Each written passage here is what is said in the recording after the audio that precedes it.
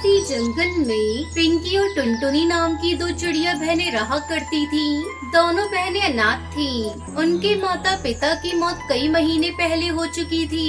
एक दिन दोनों बहनें भोजन मांगने पड़ोसी के घर जा रही थीं। तभी उन्हें एक सेब बेचने वाला नजर आता है। सेब ले लो सेब, कश्मीरी ताजी ताजी सेब, मीठे मीठे सेब ले लो सेब। दीदी वो देखो ना, सेब बेचने वाला आया है। मुझे बहुत भूख लगी है, एक सेब खरीद दो ना। कैसे खरीदूं सेब पिंकी? सेब वाला बिना पैसे लिए सेब नहीं देगा। तो जिद मत कर, मेरे पास सेब खरीदने के लिए पैसे नहीं है। दीदी एक बार मेरी खातिर उससे मांग कर देखो ना, शायद वो हमें सेब दे दे। तब तक आप लोग कमेंट पे बताएं 900 माइनस 500 कितने होते हैं। अपनी बहन की बात मानकर टुनटुनी चिड़िया सेब वाले के पास जाती है और उससे कहती है, सेब वाले अंकल, मुझे एक सेब चाहिए। ये लो ताजे और मीठे मीठे सेब, सीधे कश्मीर की वादियों से लेकर आ रहा हूँ। इस एक सेब का बस तुम्हें 10 रुपए देना होगा। ये सुनकर टुनटुनी चिड़िया उदास हो जाती है और उससे कहती है, लेकिन अंकल मेरे पास एक भी रुपया नहीं है। मेरे मम्मी पापा कई महीने पहले हमें छोड़कर चली गई। मेरी छोटी बहन भूखी है और वो सेब खाने की जिद कर रही है। अंकल प्लीज हमें एक सेब दे दो ना। इतना कहकर टुनटुनी वहाँ से जाने लगती है। उस सेब वाले को टुनटुनी उसकी बहन पर दया आ जाती है। ये लो बिटिया सेब, तुम्हें इसके पैसे देने की कोई जरूरत नहीं है। ये कहकर वो सेब उन्हें दे देता है। फिर पिंकी चिड़िया सेब को लेकर बड़े गौर से देखने लगती है। अरे पागल, तू उसे इतनी गौर से क्यों देख रही है? तुझे भूख लगी है ना, जल्दी से खा ले। मैं इसे नहीं खाऊंगी टुनटुनी दीदी। मेरे दिमाग में एक आइडिया आया है। क्यों न अपने घर के पीछे जो खाली जमीन है वहाँ हम इस सेब को बो देंगे। फिर एक बड़ा पेड़ उगेगा और उस पर बहुत सारे सेब लगेंगे। तब हम उसे तोड़कर जितना मन चाहे उतना सेब खाएंगे और बच्चे वो सेब बेच देंगे। अरे तू तो बिल्कुल पागल है पिंकी। ये सब जादुई दुनिया में होता है, असल जिंदगी में ऐसा कुछ भी नहीं होता। लेकिन पिंकी चिड़िया अपनी बहन की बात नहीं मानती और उस सेब को मिट्टी में दबा देती है।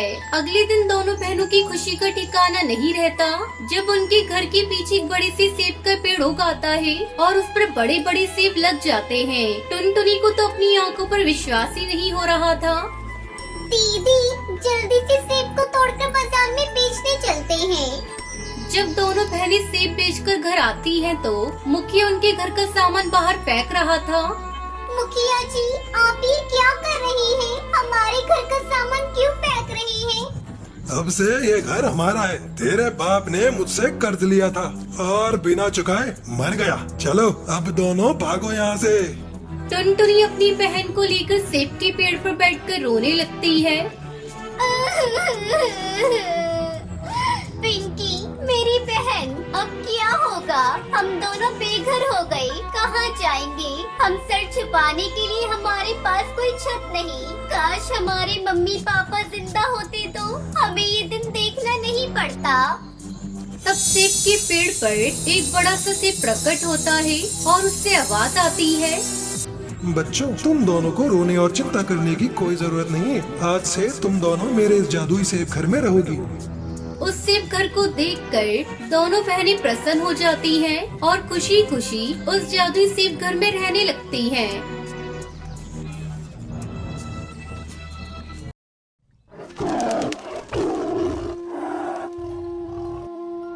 एक घना जंगल था। उस जंगल में एक टुनटुनी नाम की चिड़िया रहती थी। वो बहुत ही गरीब थी और वो अपना पेट पालने के लिए दूसरों के घर पर काम करती थी। उसके दो छोटे छोटे बच्चे थे।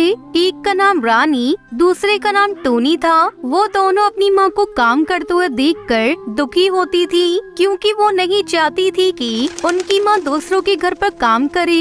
एक दिन टुनटुनी चिड़िया अपने बच्चों के लिए खाना लेने जाती है, पर पैसे न होने की वजह से उसे कोई भी खाना नहीं देता है। टुनटुनी चिड़िया अपने मन में सोचती हुई कहती है, अब मैं क्या करूं? मैं अपने बच्चों के लिए खाना कहां से लाऊं? मैं ऐसा करती हूं, किसी के घर में काम कर लेती हूं। और ये सोचकर टुनटुनी कौवी के घर पर जाती है। उस कौवी का नाम सुंदरी होता है। टुनटुनी चिड़िया सुंदरी कौवी से कहती है, तब तक आप लोग कमेंट में बताएं 9 - 5 + 4 कितने होते हैं। यदि आपके घर पर कोई काम हो तो मुझे बता दीजिए, मैं कर दूंगी। नहीं, यहाँ पर कोई काम नहीं है, तुम जाओ यहाँ से। पर फिर सुंदरी कौवी को याद आता है कि उसके बर्तन धुलने के लिए पड़े हुए हैं और वो टुनटुनी चिड़िया से कहती है, ठीक है, मेरे कुछ बर्तन पड़े हुए हैं, वो तुम धो दो, उसके बदले में तुम्हें खाना दे दूंगी। ये सुनकर टुनटुनी चिड़िया बहुत ज्यादा खुश हो जाती है और टुनटुनी चिड़िया सुंदरी कौवी के बर्तन धो देती है। बर्तन धो देने के बाद टुनटुनी चिड़िया को सुंदरी कौवी कुछ खिचड़ी दे देती है। खाना लेने के बाद टुनटुनी चिड़िया अपने बच्चों के पास आती है और वो उन दोनों से कहती है, लो, मैं तुम दोनों के लिए खाना ले आई हूँ, अब जल्दी से खा लो। मुझे पता है तुम्हें भूख लगी होगी। नहीं, हमें भूख नहीं लगी है। हमें पता है आप दूसरों के घर पर काम करके हमारे लिए खाना लाती हो और ये हमें बिल्कुल भी पसंद नहीं है। मैं खाना काम करके लाती हूँ, ना कि मांग कर, इसलिए तुम्हें दुखी नहीं होना चाहिए। तुम्हें तो खुश होना चाहिए कि मैं खाना मांग कर नहीं लाती हूँ। पर हम नहीं चाहते कि आप काम करें, क्योंकि हमें आपको काम करते हुआ देखकर बिल्कुल भी अच्छा नहीं लगता। उन दोनों की बात सुनकर टुनटुनी चिड़िया उनसे कहती है, यदि मैं दूसरों के घर पर काम करके खाना नहीं लाऊंगी तो तुम लोगों का पेट कैसे भरेगा? इसलिए मैं दूसरों के घर पर काम करती हूँ, जिससे वो लोग हमें खाना दे देते हैं। टुनटुनी चिड़िया दोनों को समझाती है। इसके बाद वो दोनों खाना खा लेते हैं। उन दोनों के खाना खाने के बाद टुनटुनी चिड़िया भी खाना खा लेती है। धीरे धीरे सब ऐसा ही चलता रहता है। टुनटुनी चिड़िया दूसरों के घर पर जाकर काम करती है और उन्हीं काम के रुपयों से टुनटुनी चिड़िया खाना ले आती थी।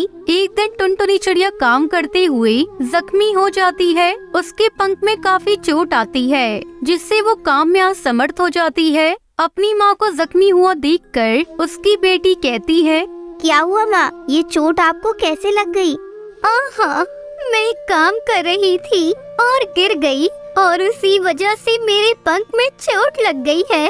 रानी चिड़िया और टूनी चिड़िया टुनटुनी चिड़िया को आराम से लिटा देते हैं। इसके बाद वो दोनों टुनटुनी चिड़िया के पंख पर दवाई लगाते हैं और टुनटुनी चिड़िया को आराम करने के लिए कहते हैं। अगले दिन माँ को तो चोट लग गई है, तो अब वो काम पर नहीं जा पाएंगी, इसलिए हम लोग खाना लेने चलते हैं।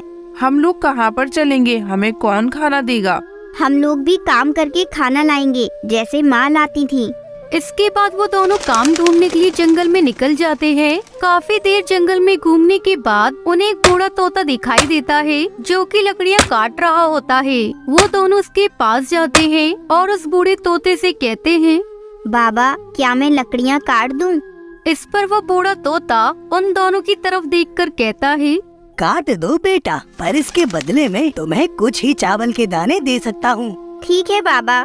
और ये कहकर वो दोनों लकड़ियाँ काटने लगते हैं। वहीं दूसरी तरफ टुनटुनी चिड़िया उठती है और अपने दोनों बच्चों को आवाज देती है, पर उत्तर न मिलने पर वो अपने मन में सोचती है, शायद बाहर खेल रही होंगी, इसलिए आवाज नहीं सुन पाई होंगी। मैं कुछ देर और लेटी रहती हूँ, तब तक शायद वो दोनों ही आ जाए। और ये कहकर टुनटुनी चिड़िया फिर से लेट जाती है। इधर दूसरी तरफ वो दोनों लकड़ियाँ काट देती है। लकड़ियाँ काटने के बाद वो बूढ़ा तोता उन दोनों को कुछ दाने देता है। दाने पाकर वो लोग बहुत खुश हो जाते हैं और फिर अपने घर पर आ जाते हैं। तुम लोग कहाँ पर थी? मैंने तुम दोनों को आवाज लगाई, पर तुमने कोई उत्तर नहीं दिया। इस पर टूनी चिड़िया खुश होकर कहती है, माँ, हम खाना लेने गए थे, इसलिए। ये सुनकर टुनटुनी चिड़िया दुखी हो जाती है। हम दोनों ने बूढ़े तोते की लकड़ियाँ काट दी और इसलिए हम दोनों को दाना दिया है। ये सुनकर टुनटुनी चिड़िया की आंखों में आंसू आ जाते हैं और वो कहती है, ये सब मेरी वजह से हुआ है। ना ही मैं जख्मी हुई होती और ना ही तुम लोगों को काम करना पड़ता। ऐसा क्यों कह रही हो माँ? वैसे भी आगे चलकर हम आपकी सेवा करेंगे, ना कि आप। और आपकी अभी तबीयत खराब थी, तो हम दोनों ने सोचा क्यों ना हम ही खाना ले आती है। इसके बाद वो दोनों अपनी माँ टुनटुनी को खाना खिलाती है और फिर वो दोनों खुद भी खाना खा लेती है। कुछ दिनों बाद टुनटुनी चिड़िया एकदम ठीक हो जाती है और फिर वो तीनों साथ में मिलकर काम करने लगते हैं। इस कहानी से हमें शिक्षा मिलती है कि कोई भी काम छोटा या बड़ा नहीं होता है और हमें हमेशा ही अपने माता पिता की सेवा करनी चाहिए।